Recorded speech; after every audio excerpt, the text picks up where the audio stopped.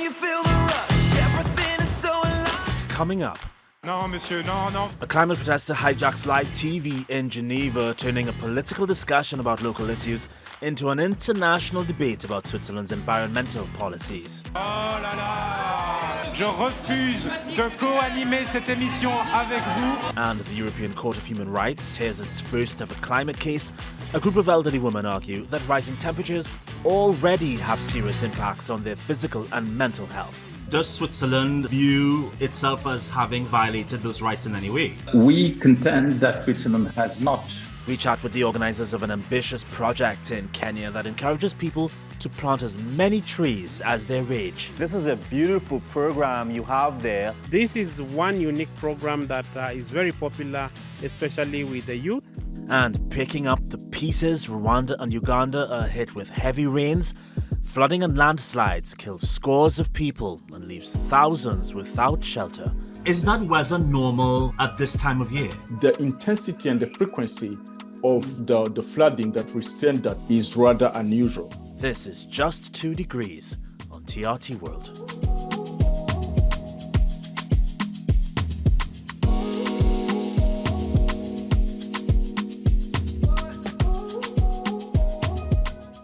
First, the tragic news out of Uganda and Rwanda, where scores of people were killed and thousands left homeless. Floods and landslides wreaked havoc across the two countries in early May, and that's after days of heavy rainfall. The Rwandan Prime Minister, his message to survivors was to stay strong as they mourn the dead.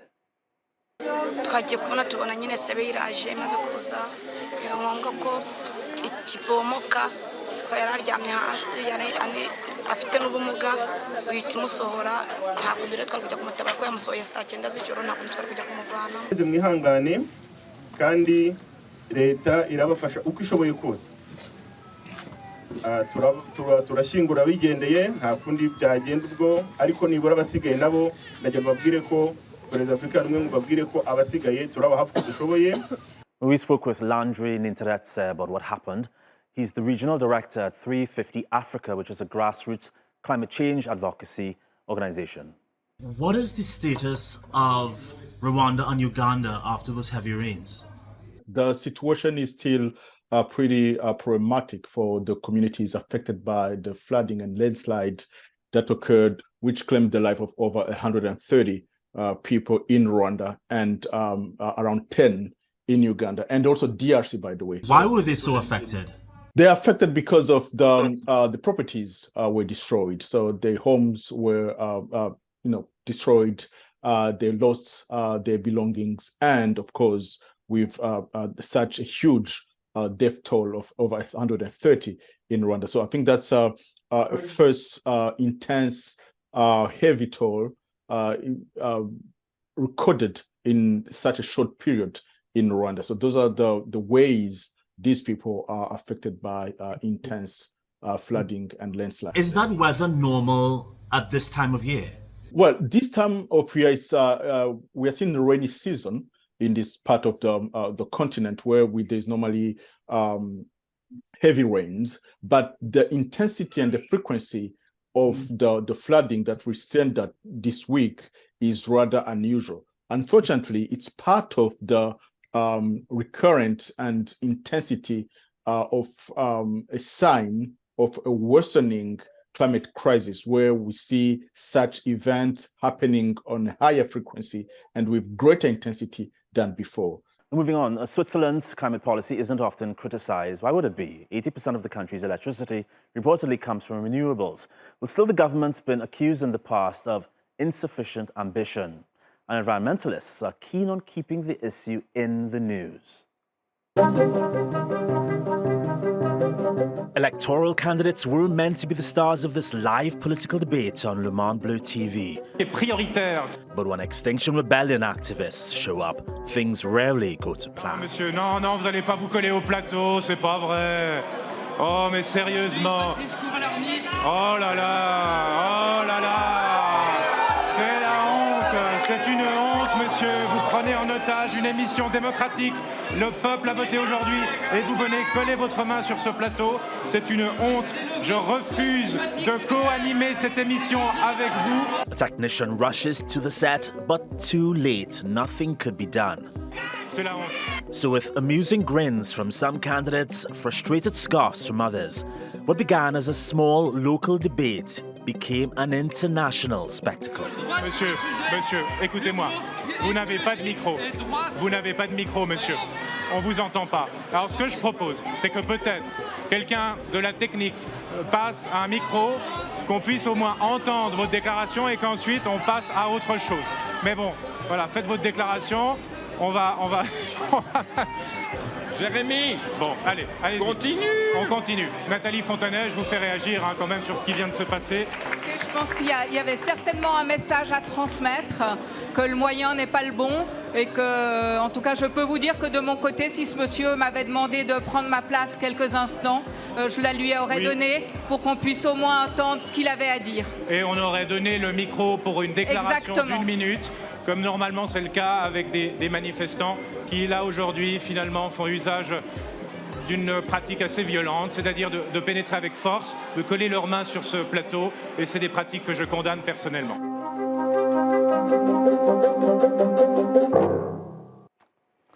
Now, while activists demand greater climate accountability in Switzerland, the government's been accused of using its deep pockets to fund climate projects in poorer countries.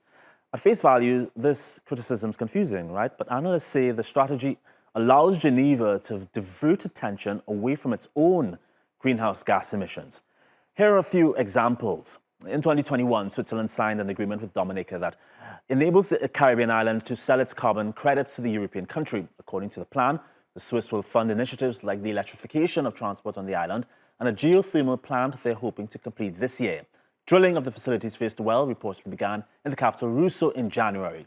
In June last year, Thailand agreed to allow Switzerland to offset its emissions in the Southeast Asian country through clean energy and electric vehicle support projects. And the Swiss signed a climate protection deal with Ghana in February that's meant to promote environmentally friendly rice production techniques that produce little methane. Well, the plan's expected to save more than 1 million tons of carbon dioxide equivalents by the year 2030. Well, these are some of the reasons activists have been taking action against the government. The action includes a lawsuit against the state by elderly persons from a group named Klima Seniorinen. We spoke with the Swiss representative at the European Court of Human Rights about the case. How would you describe the way Switzerland is going in terms of its climate targets? Are you happy with the country's development so far? We have a case, we have a pending case before the European Court of Human Rights in Strasbourg, and that is the case Klima Seniorinen versus Switzerland. And that case is not whether or not Switzerland is meeting its climate targets under the Paris Agreement, but whether Switzerland is respecting its human rights obligations under the European Convention on Human Rights. So this is fundamentally different, and it is important that people would understand that. Does Switzerland view itself as having violated those rights in any way? We contend that Switzerland has not violated the rights at stake, that is the right to life and the right to private life of the applicants. They are an association and individual applicants who have standing before the court, and we do take the position that their rights have not been infringed upon. Just to set up these responses you just gave, do you think the country is on course right now as we speak to meeting those 2030, 2050 targets? Yes, we think so. Actually, Switzerland has been active for quite many years in setting reduction targets as concerns greenhouse gas emissions. The first piece of legislation was adopted already in 1999 to reduce greenhouse gas emissions, and it has been revised periodically, and the level of ambitions has increased also regularly. I get the impression a lot of people are angry about some deals that Switzerland has made with countries like Malawi, Ghana, Thailand, in exchange for carbon credits, so to speak.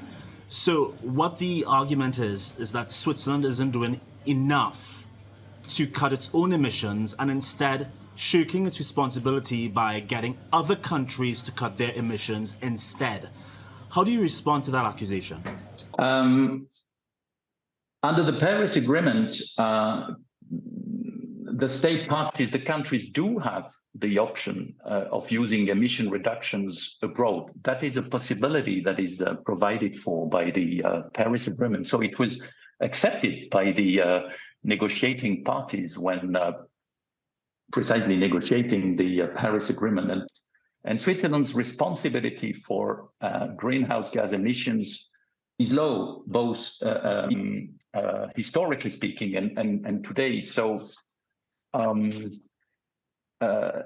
it is also logical that we try not only to reduce our own domestic of greenhouse gas emissions, but simultaneously that we also try to do it through supporting projects abroad. You know, that said, we've been seeing an increase in activism in Switzerland. Most recently, people blocked the Swiss Alps, a main road to the Swiss Alps. Just in early May, we saw a man crash a live TV debate accusing the government of insufficient ambition. Are you concerned that even though you say that you are on course, or nearly on course, to reaching those climate targets, that the Swiss public is getting frustrated with how slow that progress is?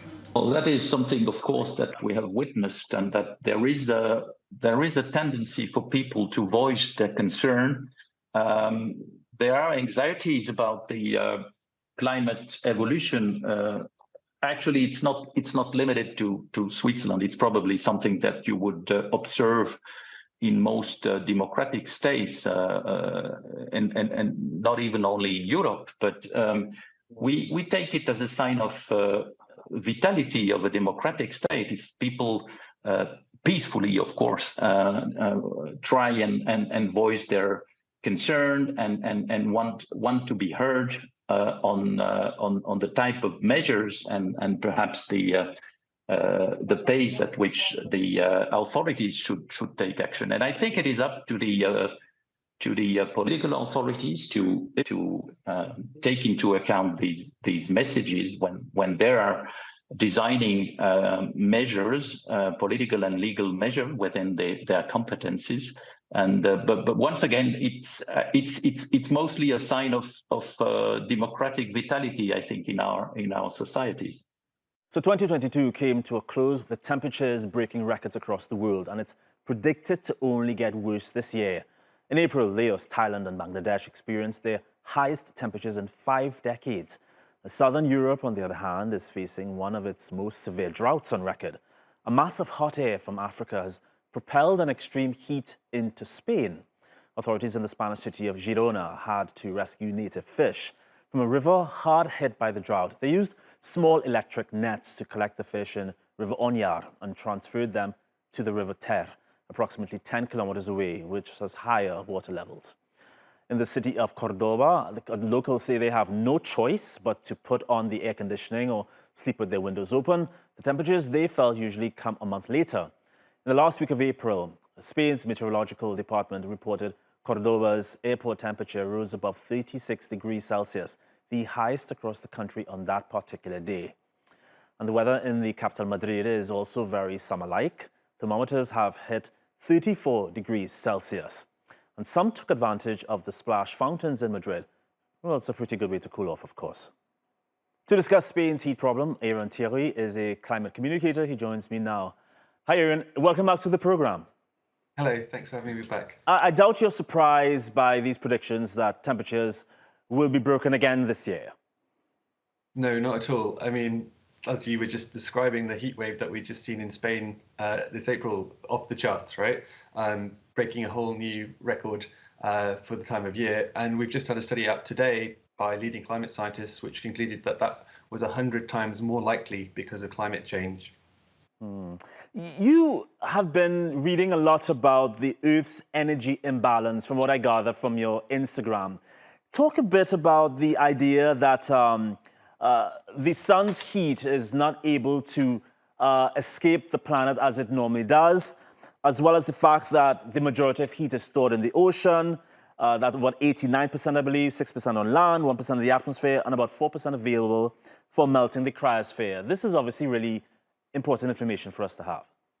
Oh, absolutely. I mean, this is what scientists have been telling us for decades now. And we had the new IPCC report published earlier, again last month, which was saying the same thing again, which is human greenhouse gas emissions from burning fossil fuels is really affecting the whole of the planet now in very profound ways. And this is having all sorts of repercussions and dangerous impacts for people, as we've seen in these deadly heat waves, and also the droughts and increasingly flooding and, you know, disaster after disaster all around the world.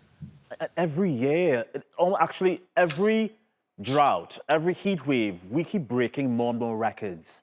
How much worse do you predict this getting? Oh, it's going to keep getting worse until we stop burning fossil fuels. You know, what we're seeing, for example, in Spain, is this record-breaking heat wave with this drought, which has caused the decline and potentially the crop failure of 60% of the wheat and barley harvest this year. Okay, but by 2050 in Spain, we'll be maybe looking at 70% of the country in a state of almost permanent drought. We'll be looking at potentially 27 million people living with water scarcity in that country. And that's just one country, right? So that's only about 25, 30 years away from now. It's not far. And if we keep burning fossil fuels, we're going to, you know, start to see these really devastating conditions.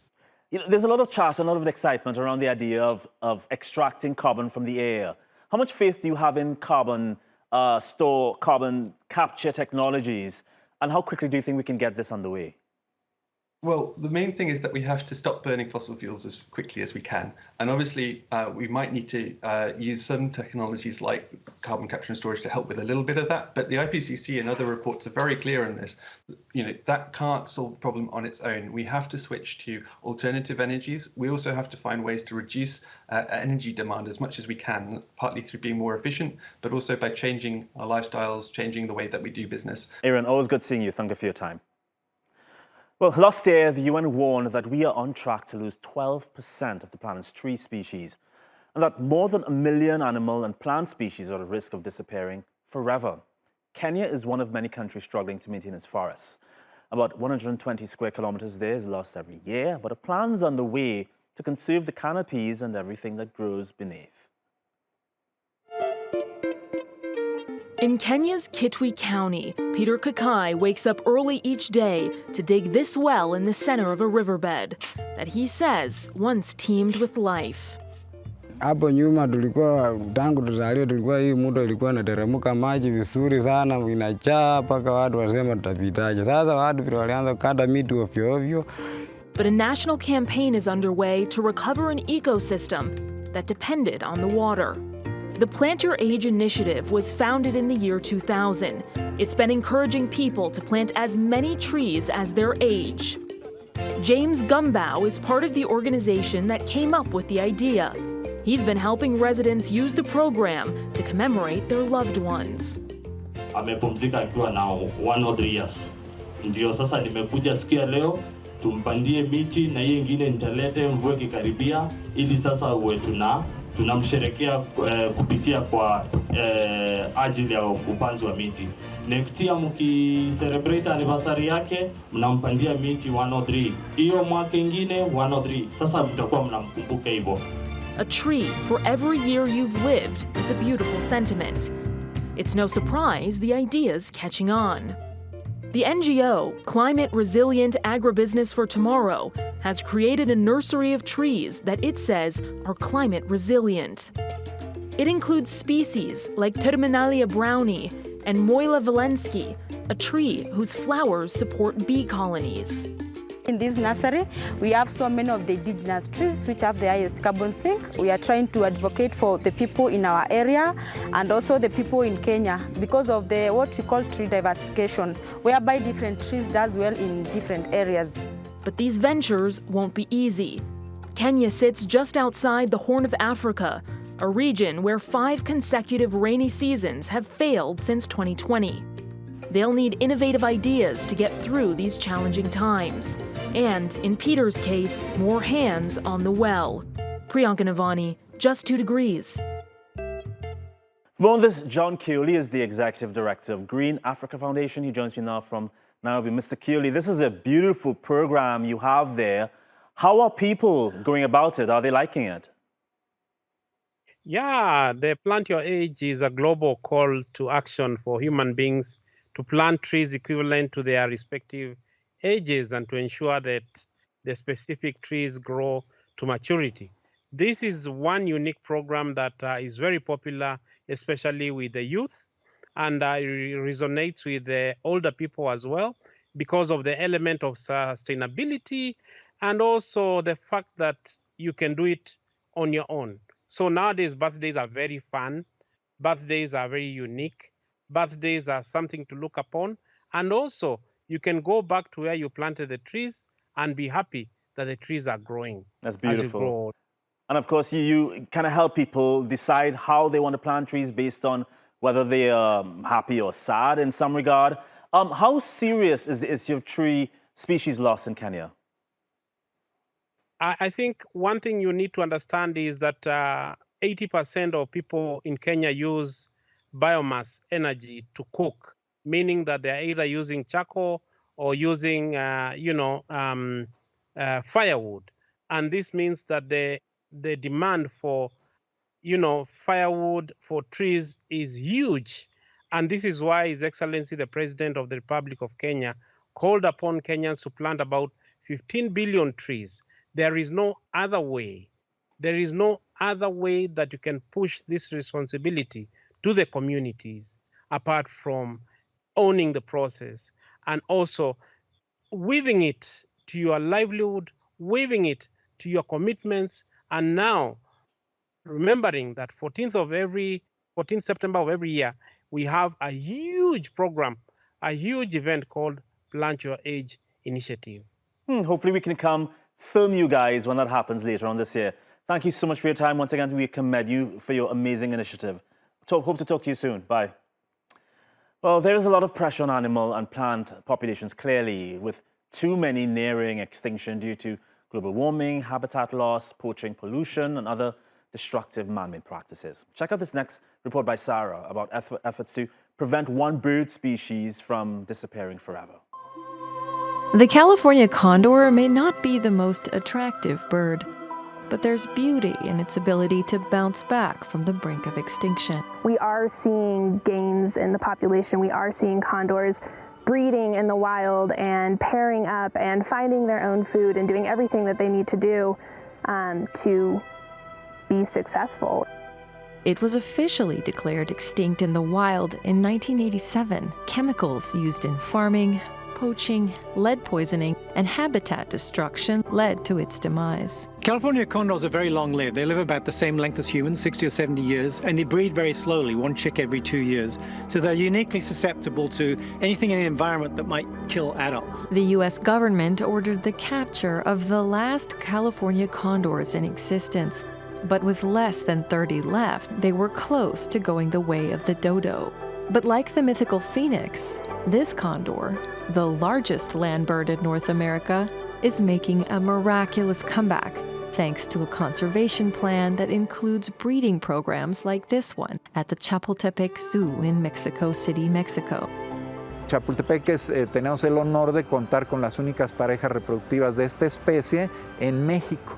Y todas las crías que nacen aquí están destinadas al programa de conservación del cóndor de California.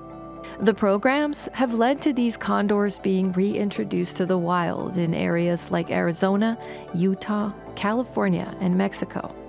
As part of a balanced ecosystem, they play a critical role as scavengers, consuming and cleaning up the remains of dead animals. They also play a significant part in the traditional beliefs and cultures of several indigenous tribes in the Pacific Northwest and California, including the use of their shed feathers in medicinal rituals.